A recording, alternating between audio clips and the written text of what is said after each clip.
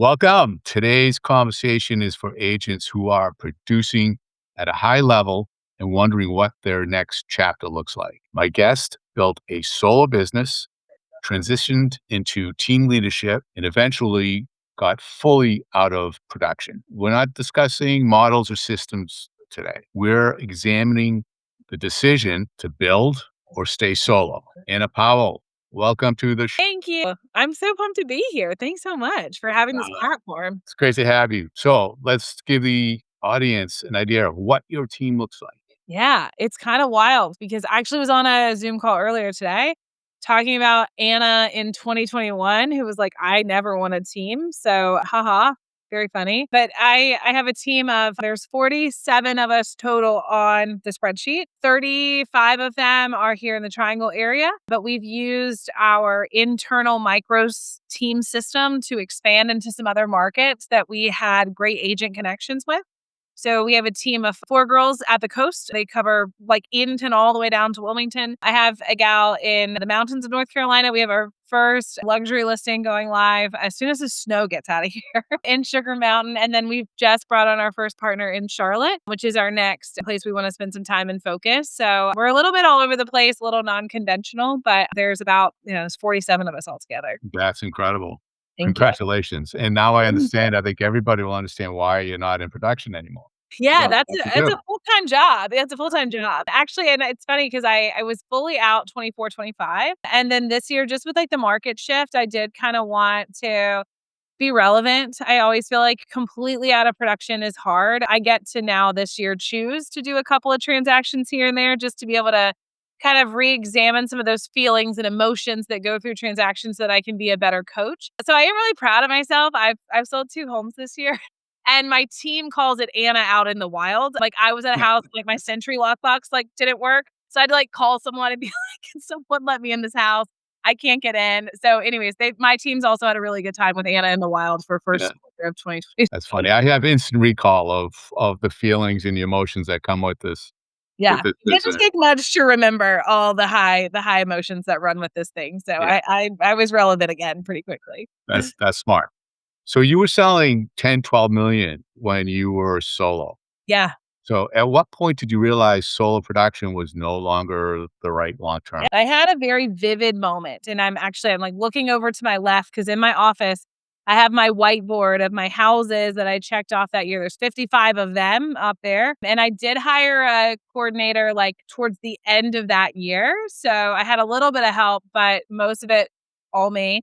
I had just had our twins. So this was like 5 years ago. They just turned 5 January, like literally January 29th. So we're in the like 30-day window of where I was in a house showing a week after I delivered the twins and thinking, there's no way. Like this doesn't scale. This doesn't work. If I electively have something going on, I have to say no because I have to work.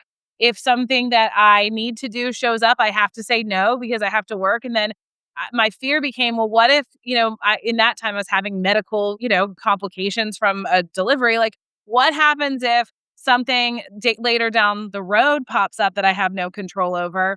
This just doesn't work. Like being on my own does not work. I did not know how to fix it at that point, but I did know in that house when I could not climb the stairs and should not have been driving a car, I was like, this is not going to be the rest of your life. You're going to figure this out and you're going to figure it out faster than the rest of your friends. You're going to figure this out quicker. So that was the big moment. That is good reasoning and strong influence for sure. Yeah. That's incredible that you actually did that soon after giving birth. Good for you. Yeah. Well, you know what? I mean, I was a sole breadwinner. Like every agent, I think, can have a different path in real estate. There's a lot of different ways to do real estate. And we all have seasons in our life where it comes easier, it comes harder. And I'm very aware of that, especially with my team members.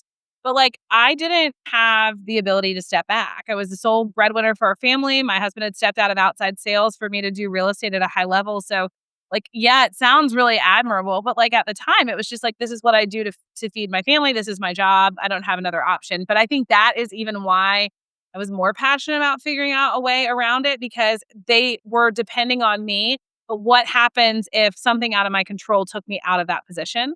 And it terrified me because I realized how screwed they were going to be. And I didn't want that for them. What did you underestimate with the switch and building the team? I underestimated the thing that I think most trades and skills, we don't understand how much leadership is involved. We're really good real estate agents. And thankfully, I think in the real estate space, it does take a lot of leadership skills to be in real estate at a high level because of our job descriptions and the way that we work with clients. But I did not realize how deficient I was in the leadership department. High achiever, yes. Really good at my job, yes. And very people focused, yes.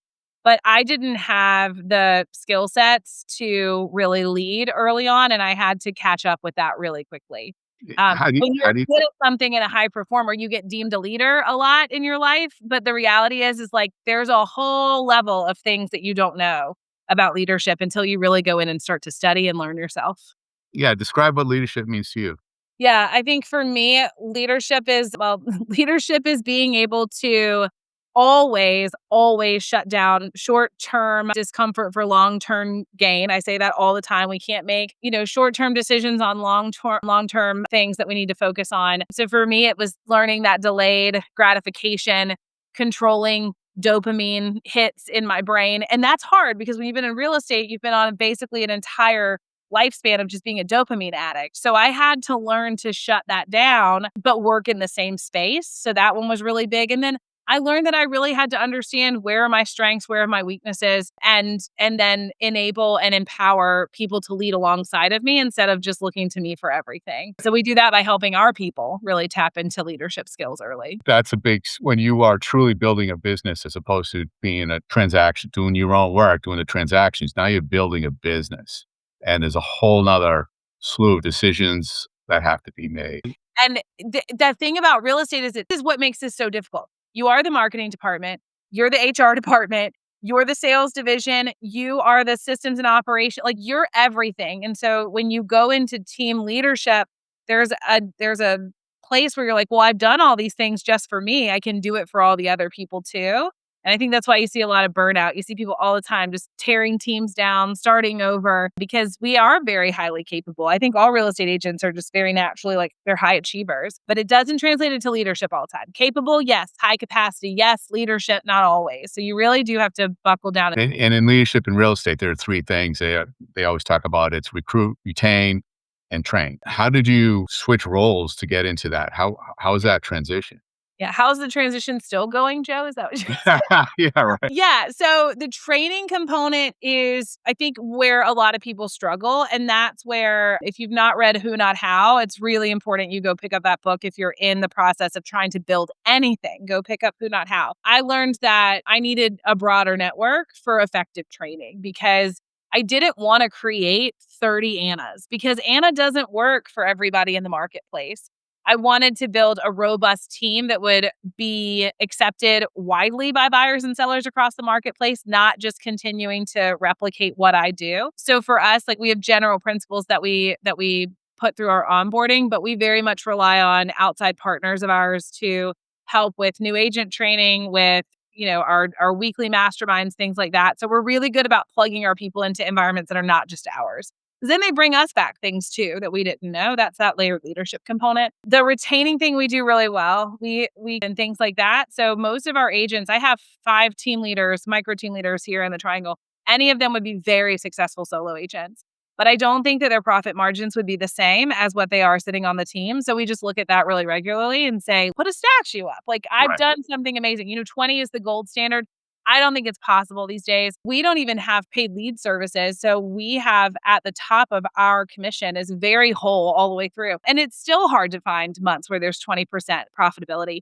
So most of our agents are running on a 68 to 70% for those that are all self-procured, like business model, but we carry a lot of the overhead for them. So that certainly helps. And then recruiting, I've been very blessed. Our people have always just brought we've never had to be like, we're hiring, come let me meet a stranger in my office, because I think of opportunities like the one you're giving me today, where I can tell people our culture and who we are and what we do. We tend to just kind of attract people that are like, that's what I'm looking for. So that's how we've grown. I'm a terrible recruiter. I'm a terrible. A great job right now. But if I was working for, a traditional brick and mortar, like literally, if I was employed as a recruiter, my numbers they would have fired me years ago. So we've done really well attracting the right people. That's helped with retention. So then that keeps you from having to constantly barrel through and just find new pulses, if you will. to join your organization. Our culture is too important for us to do that. Well, by not being a recruiter, and I've been one for multiple years, I got to grow my company. You're focused on who's the right match, who's the right person, and they're coming to you naturally. That's Right. a big difference, and that's the ideal situation for any company to be an attractor, not a recruiter.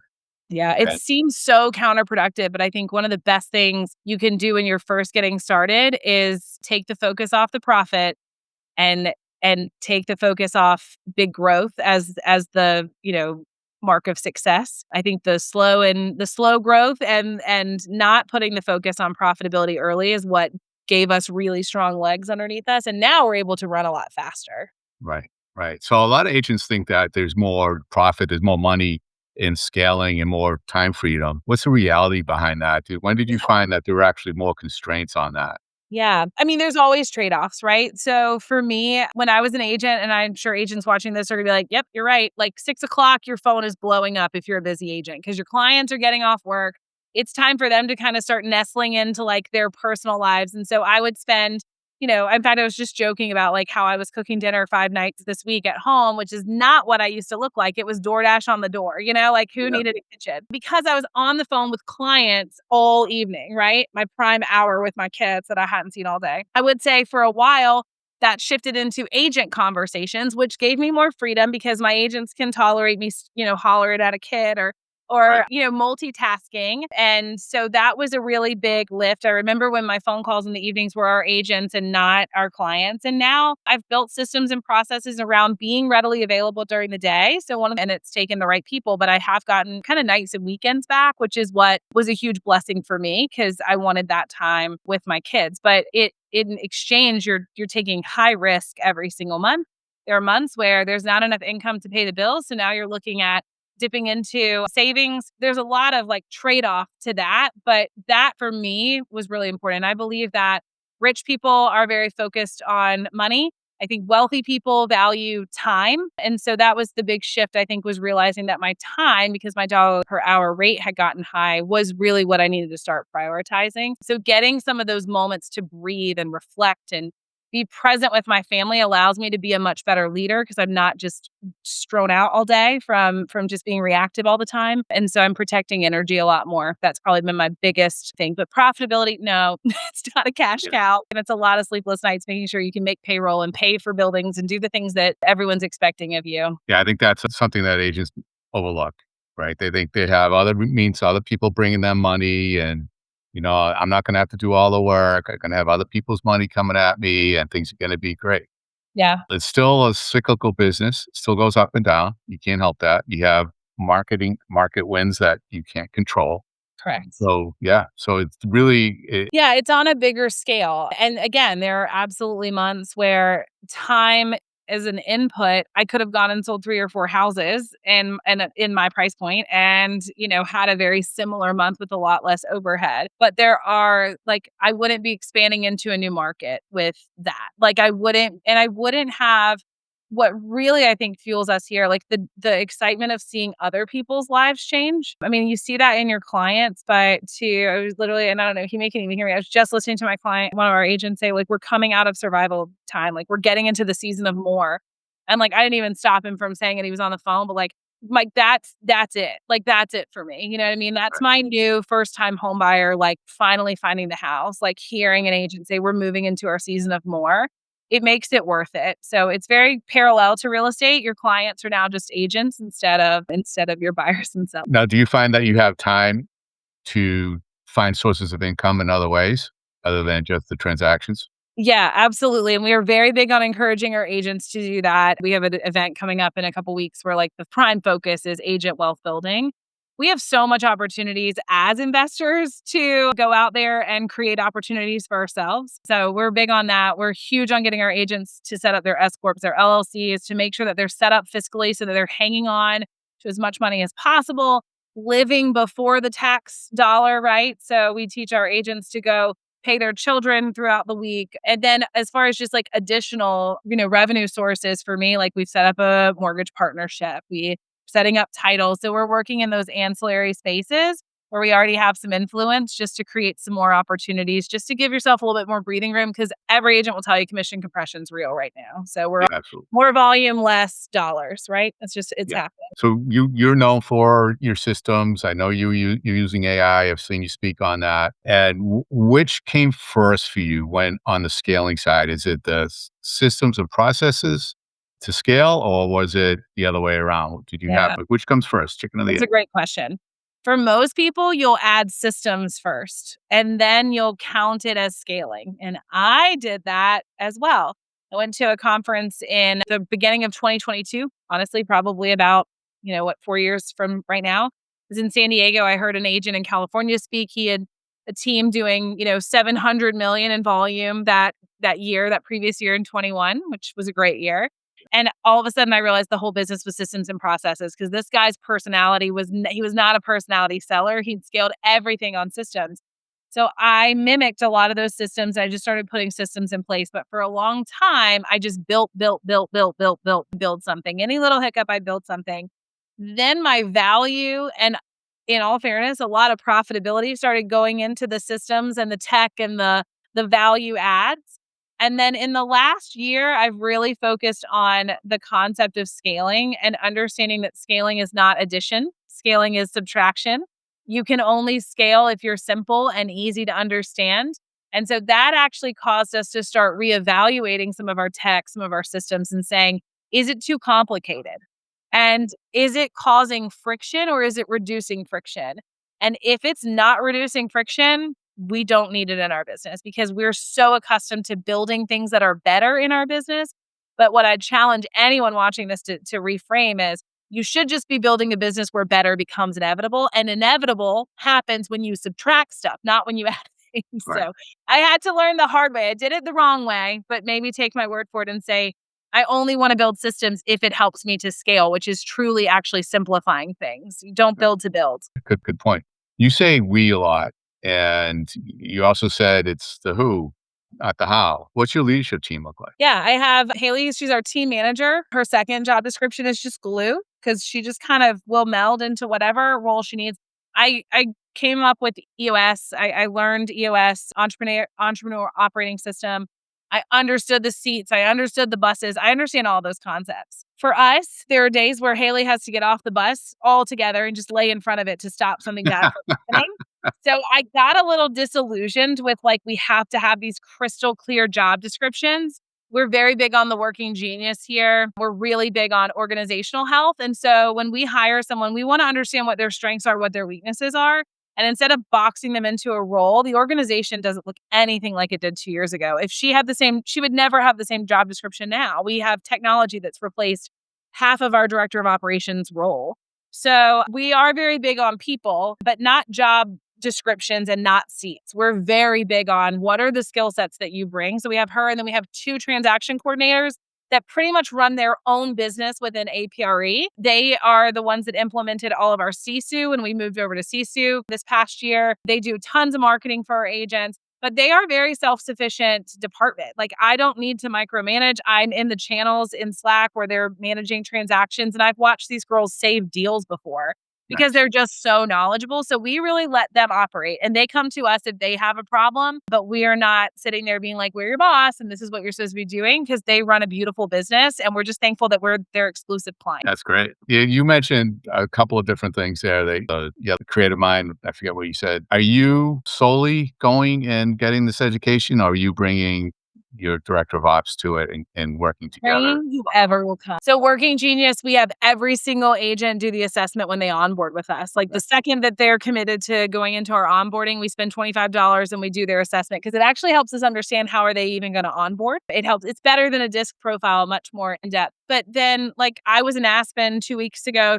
speaking at an event for our upline partners, and my 19-year-old agent on our team, who absolutely came out the gate, crushed it last year, 9 home sales in 25, which I think is amazing. I brought her with me because I want her to expand and to see the bigger rooms too. I think she's a little, like, panicked on how she was going to pay some of those food bills when we were in Aspen. So we're going to get it. But next time, like, when you're in our position, you're going to find someone, you're going to bring them, you're going to be that Yeah. expander. And then to see her sit in front of our team meeting and lead an exercise. It was a guide prompt that one of our partners had given us to kind of write an anthem for your life. To watch her like walk through that and share that with with our team, like those are the moments again that like all of it's so worth it. So we expose them to it, and we expect for them to also like explore and know who they are and know what they bring to the table, because it just makes life and work so much more fulfilling, I think. It's just the way you speak about your agents and how you're treating them. They are people to you. They Yeah. are not numbers. You are not a numbers person. Let's get Yeah. bodies in here and let's crank. I Yeah. love that. That's No, powerful. we're huge on layered leadership. So I was at, I've been at other brokerages where I had that leadership bug in me and I wanted to contribute and I wanted to be a part of it, but I didn't have ownership. But I still found myself oftentimes stepping up, right? Helping other agents, doing the things. And so I just believe that as team leaders, we need to create environments where they can do that without having to go rent the building, pay for the CRM, take the risk of the liabilities on the legal side of things. Like we should create opportunities for people to lead. It helps you keep your organization chart as far as paid staff a lot leaner. And I think you get better results because agents listen to other agents that are productive way more than they're going to listen to the admin in the office that hasn't sold real estate or has been years since they've sold real estate. That's why I had to go and sell a couple houses. I need to remind some people I can actually sell something. Right. I think that's a miss. Like and it's not like that I'm like, "Oh, my people will do whatever, for us," but for me, it's like they're gonna lead. If you put them in a position, leaders are gonna lead. I say it all the time. That's what we That's attract right. leaders. That's what we want, because leaders make great real estate agents. Absolutely. So you mentioned 9 deals in the first year, which is incredible at 19 years old. You're not a lead gen house. How No. important is that not being a lead gen house to the whole structure of what you're doing? It's so important because I can offer our agents, particularly our very productive agents, I can offer them an incredible split. I can absorb a lot of fees because I'm not having to take, let's just say 40% off the top of every transaction to hand them a contact. So profitability wise, it's given us a lot of ability. The second thing there is that I believe that I'm teaching agents, and this comes from having an abundant mindset. I'm teaching them that they can have an independent business. I'm not your mama bird that's feeding you your leads. That makes my job much more enjoyable. The second piece to that is for them, I feel like a lot of them choose to stay here because the mindset coaching is good, the relationships are good, the opportunities are good, the brand is good. They're not here because they don't have another option. They're not renting their business. They own their businesses and they will always own that book of business. And yes, they help me with my book of business as well. And we have a mutual understanding of what's Anna's book of business, what's mine. And it's just been a really healthy environment for us to all grow together. It was a very safe place for me to grow as a team leader, to not have that angst of, well, should I introduce this person to this person? Because maybe they won't call me next time they want to list their house, because we understand that we're all working together. It is a really healthy environment. It was a very lucky position for me as a leader to get to learn to lead in, because I didn't have to ever worry about, feeding my family, just like they don't have to worry about feeding theirs because they have the capability to do it themselves. They don't need me to turn off a lever and stop lead flow. When you were making that decision to get out of production, what had to be in place? How did you know that was gonna be viable? Yeah. I just did this conversation earlier today, so it's going to sound very rehearsed, but my mom passed away in the fall of 22. And, we all think that we need this like perfectly cleared runway. And if we get that opportunity, then we're going to thrive. The sad reality is that like most of the time we just squander that opportunity and we hardly ever do anything because there's not enough pressure to get you to perform. So when my mom passed away in the fall of 22, I didn't have an option. I couldn't carry a conversation with a seller who didn't want to replace 2 windows. I was not relatable. Their problems were so small and insignificant to me. I had a hard time advising. And so I just watched, and it's such a blessing. And it sounds so morbid to say my mom's passing was a blessing. It was the hardest thing in my life. Yeah. But I got to watch at the time about 8 individuals just show me that they could do it without me. And that in reality, I was probably bottlenecking a lot more stuff than I realized. Right. And when I got out of the way, what I learned there was, well, if they can unite under a crisis or a really bad thing that's happened, if we build really good culture on the backside of this, and that's where I got really into organizational health. If we build core values and a vision statement and a 10-year big, hairy, audacious goal and all the things that we can all get in the boat and agree to, they can operate like this without it being something sad or chaotic or life or death.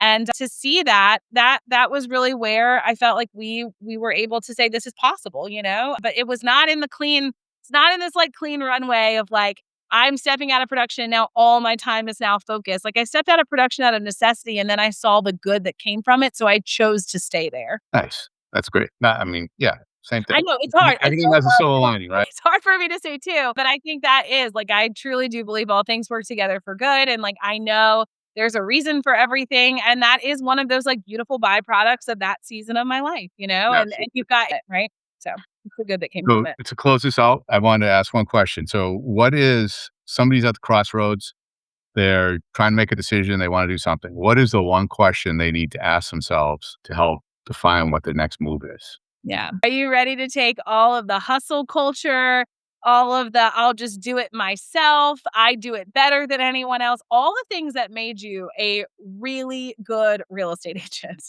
Yeah. Are you ready to take all of that down very, very, very, very low and start to just live in constant discomfort and an insecurity of do you know what to do? And if you are, is it because you are so vested in having an impact on more people than just yourself? Because the reality is even if I were doing 55, 130 home sales by myself a year, I'm making way more impact today because I'm able to share with a group that's sharing now with 300 and 400 families a year.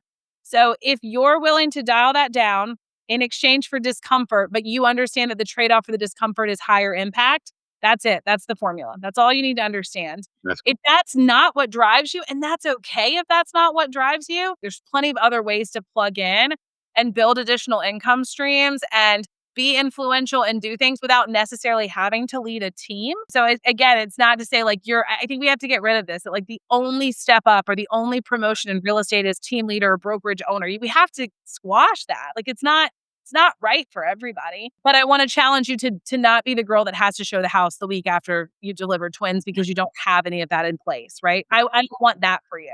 I'm not saying you have to be me. I'm just saying don't be me 5 years ago.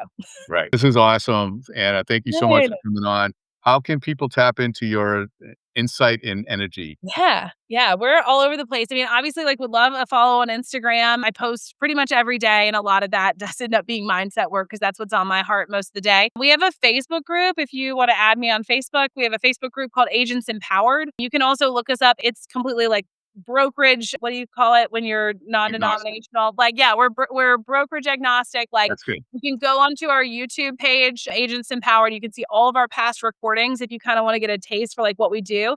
Much like you, this clock starts ticking after 30 minutes on Wednesday morning, and I'm like, cut it. Like, no one Yeah. wants to spend that kind of time. But it's tactical, it's mindset driven, but it's also just a really great community. So we encourage you to be part of that. And if you're in the Triangle area or North Carolina abroad and you're looking maybe for, some more support in your real estate business, I'm always an open book. Like, please, like, shoot me a message. Like, my husband will tell you, I'll stop dinner and call you because I'd love to talk to you about, what you're doing and how I might can help. So that's my working genius. So just call me. Outstanding. Thank you so much, Anna. Press Thank you. subscribe, viewers, and stay tuned. We have awesome guests like Anna on every week.